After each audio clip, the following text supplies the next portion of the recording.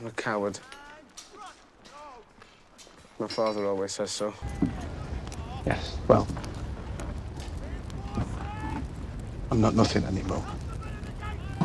Samwell Tarly is almost always misunderstood. His physical appearance and shy manner lead all in Westeros, and all viewers too, to dismiss him as bumbling comic relief or a cowardly sidekick. But what if the same qualities that make him seem weak are the ones that make him incredibly powerful? Picture the huge, cold expanse of the Wall, where hardened warriors face unknown horrors. Among them, Sam stands out as an outlier, struggling with swordplay, terrified of combat, and often mocked by his peers, even mocked by his own father, branding him weak and useless. But beneath this exterior lies a mind of remarkable depth and a spirit that shapes the fate of Westeros. In a realm obsessed with appearances and brute strength, could Sam be proof that true power actually lies in the acquiring of wisdom and then having the courage to act upon it? This is the story of how Sam became the most dangerous person in the Seven Kingdoms. Sam's danger comes from his knowledge and his understanding of when to use it. He wields information like a Valyrian blade, cutting through ignorance, superstition, and political intrigue. The secrets he uncovers, the alliances he nurtures, and the truths he reveals form the foundation upon which the war against the White Walkers is fought and won. His influence extends further into the political fabric of Westeros, steering the realm towards a new form of governance. I could try.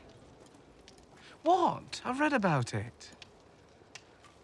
A bit? The evidence. Dragonglass at the Fist of the First Men. Sam's first major intervention takes place in Season 2, Episode 8, during the Great Ranging Beyond the Wall. The Night's Watch are camped at the Fist of the First Men, an ancient hilltop fortress steeped in history. Dragonglass, volcanic glass that will later prove capable of killing White Walkers, is a rare resource that lives mostly in old stories, its purpose long forgotten. While digging latrine ditches, Gren upends a stone marked with the insignia of the First Men and uncovers a Night's Watch cloak wrapped around a cache of dragonglass spearheads, arrowheads, and an old war horn. It's Sam who recognizes the material, calling it by its maester's name, obsidian, and asks the question no one else can answer. Why would a brother of the Watch bury weapons here, and for whom?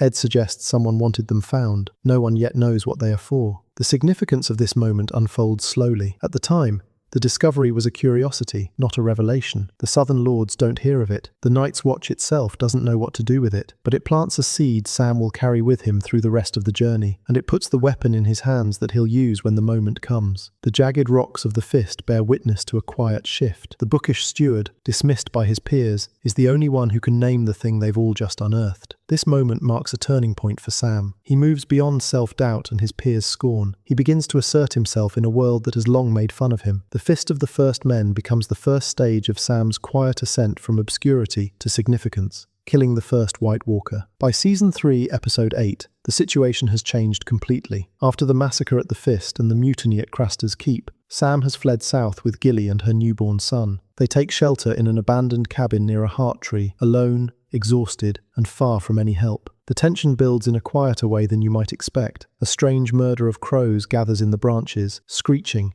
then suddenly falls silent. A White Walker has come for the baby. When the creature shatters Sam's iron sword with a touch and shoves him aside, Sam scrambles for the dragonglass dagger he carried away from the Fist. He plunges it into the walker's back. The creature howls, freezes from the wound outward, and shatters into white dust. The first known kill of a White Walker in living memory. This is not an act of trained courage. It's the will to act despite terror, to protect a woman and child no one else would protect. The legends Sam has studied turn out to be true, and the obsidian cache he helped identify at the Fist turns out to have a purpose. The political implications take time to ripple outward. The Southern Lords still refuse to take the threat seriously for years afterward, but the act itself rewrites what's possible. The dead can be killed. Sam has just proven it. His bravery here contrasts starkly with his reputation as a coward. The boy mocked at Castle Black has done what no other warrior in the Watch has managed. The trust this builds with Jon, when they reunite, becomes one of the show's most important alliances.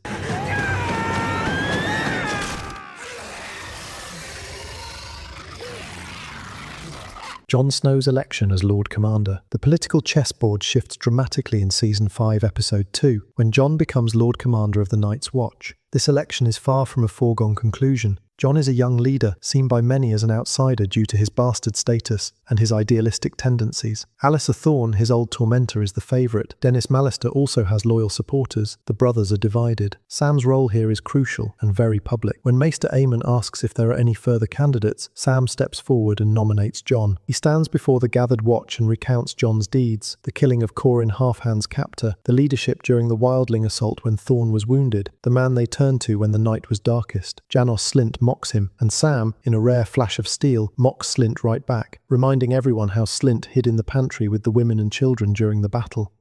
Lies!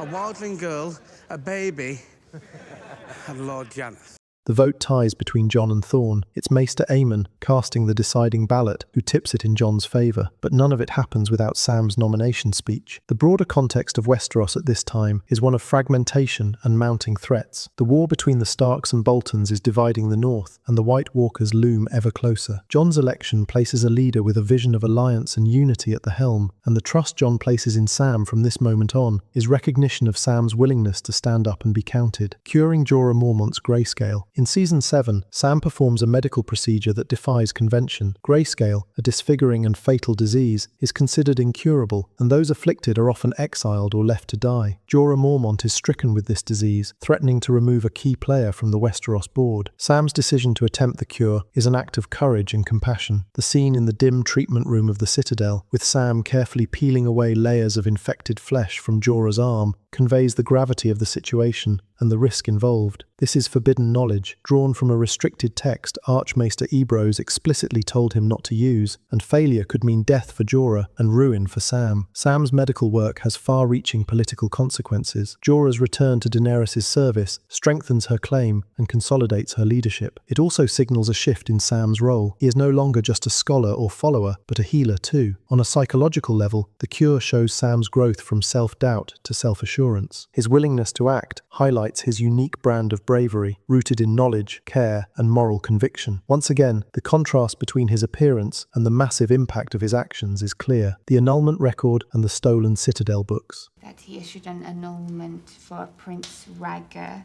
and remarried him to someone else at the same time. Next up is Sam in Season 7, Episode 5. While he transcribes papers in his Citadel cell, Gilly, who is just learning to read, leafs through the journal of the recently deceased High Septon Maynard. She mentions, almost in passing, that Maynard performed an annulment of a Prince Rhaegar's marriage to Elia Martell, then quickly remarried him in secret to another woman in Dorne. This is the bombshell that will eventually establish Jon Snow, born Aegon Targaryen, son of Rhaegar and Lyanna Stark, as the rightful heir to the Iron Throne. But Sam doesn't catch it. He's exhausted, frustrated by the Maester's refusal to take the White Walkers seriously, and Gilly's mispronunciation of Rhaegar lets the moment slip by him. He launches into a now famous rant about High Septon Maynard's bowel movement records, and never registers what has just been read aloud. Thankfully, Sam does end up stealing a stack of restricted scrolls about the White Walkers when he takes Gilly and little Sam and slips out of Old Town. On the way out, he relieves his estranged family of their Valyrian steel sword, Heartsbane, for good measure. It's only later, at Winterfell, that the full picture comes into focus. No one knows. No one but me. Jon isn't really my father's son. He annulled Rhaegar's marriage to Elia.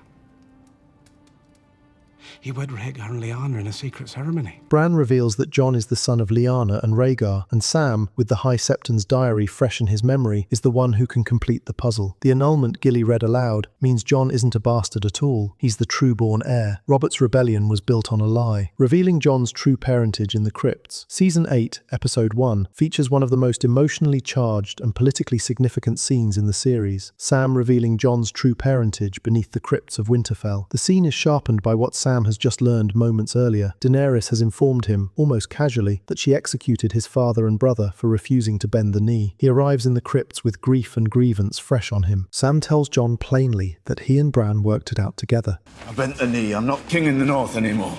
I'm not talking about the king in the north. I'm talking about the king of the bloody Seven Kingdoms. Sam had a High Septon's diary, Bran had whatever Bran has. Then he delivers the truth. Jon's mother was Lyanna Stark, his father was Rhaegar Targaryen, and his real name is Aegon Targaryen, sixth of his name. Jon has never been a bastard. He's the rightful heir to the Iron Throne. When Jon protests that Daenerys is their queen, Sam answers with the line, "You gave up your crown to save your people. Would she do the same?" This is a strategic seed planted at the right moment by the one person Jon trusts without reservation. Now Jon is torn between loyalty to Daenerys and the weight of his newfound identity. Sam's intervention subtly guides Jon towards a path prioritizing the realm's survival over personal ambition. Sam does not impose, but he refuses to let Jon look away. Jon must confront his own lineage and future, and the man delivering this earth-shaking truth is the same boy who once couldn't hold a sword. The Dragon Pit proposal. The series finale's Dragon Pit scene gives Sam his most ambitious moment, and the show's most pointed punchline at his expense. Westeros, battered by war and upheaval, stands at a crossroads. With both Cersei and Daenerys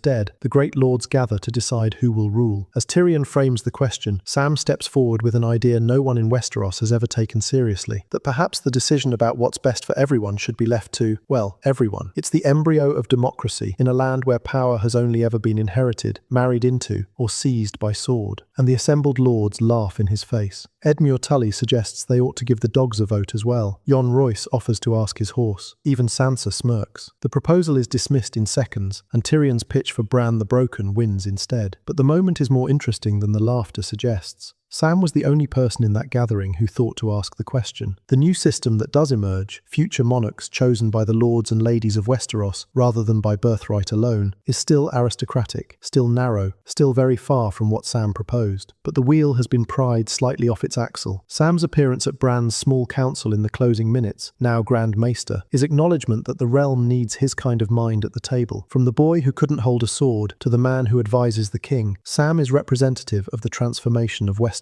The reinterpretation. What's this? A song of ice and fire.